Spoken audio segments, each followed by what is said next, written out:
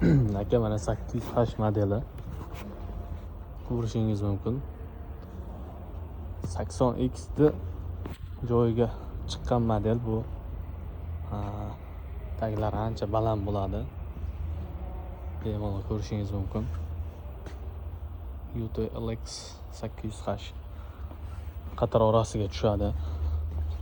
80X o'rniga bemalol o'tadigan konditsioneri bor, radiosi bor.